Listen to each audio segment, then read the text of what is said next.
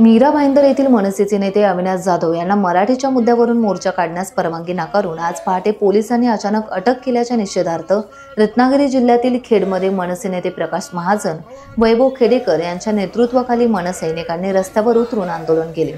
यावेळी सरकारच्या दडपशाहीचा निषेध करणारे निवेदन तहसीलदार सुधीर सोनावणे यांच्याकडे देण्यात आले। यावेळी मनसे नेते प्रकाश महाजन म्हणाले, राज्यातील अमराठी भाषिकांची मते मिळवण्यासाठी मराठी लोकांवर दडपशाही सरकार करत आहे। या दडपशाहीचा आम्ही निषेध करतो।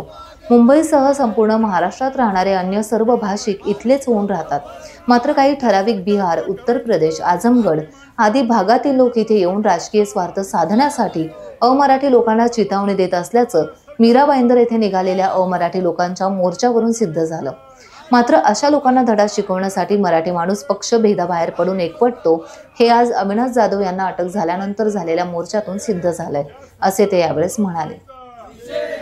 या सरकारचं करायचं काय? खाली डोकं वर पाय. या सरकारचं करायचं काय? खाली डोकं वर पाय. सरकार हमसे डरती है, सरकार हमसे डरती है, पुलिस को आगे करती है। सरकार हमसे डरती है, पुलिस को आगे करती है। या सरकारचं करायचं काय? खाली डोकं वर पाय. मराठी माणसांवरती अन्याय करणाऱ्या सरकारचा निषेध असो. मराठी माणसांवरती अन्याय करणाऱ्या सरकारचा निषेध असो. मराठी माणसांवरती अन्याय करणाऱ्या सरकारचा निषेध असो. महाराष्ट्र नवनिर्माण सेनेचा निषेध असो. महाराष्ट्र नवनिर्माण सेनेचा निषेध असो. या सरकारचं करायचं काय? खाली डोकं वर पाय. मराठी माणसावरती अन्याय करणाऱ्या सरकारचा निषेध असो.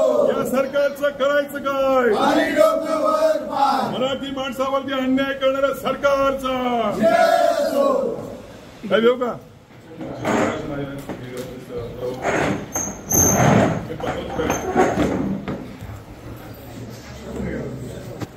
ये ऋषा बोलो।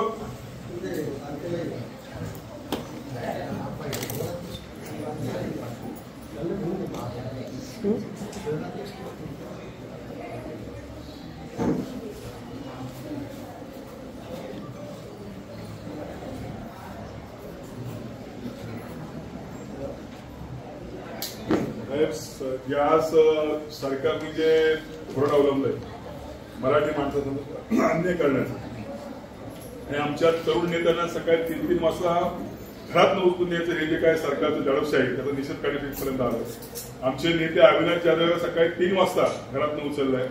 पहिलगामच्या अतिरेक्याने आज हे सरकार सोडू शकत आहे, हे दुःख आहे। आणि म्हणून परप्रांतीयांना आधार देणं आणि मराठी माणसांमध्ये अन्याय करणं या संदर्भातलं आमचं हे निवेदन आहे। हे सरकारपर्यंत पोहोचवा आणि मराठी माणसांवरचा अन्याय दूर करावा अशी आपल्याला विनंती आहे। तुम्ही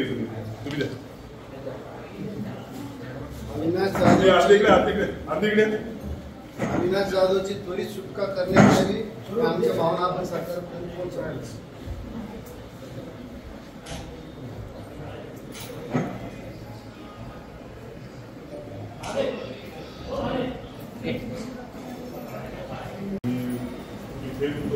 अशा पद्धतीची घटना घडणार नाही, जेणेकरून वातावरण खराब होईल आपल्याला विनंती आहे। टाइम्स डिजिटलला लाईक करा, सबस्क्राईब करा, शेअर करा आणि बेल आयकॉन दाबायला विसरू नका। पाहत रहा टाइम्स डिजिटल।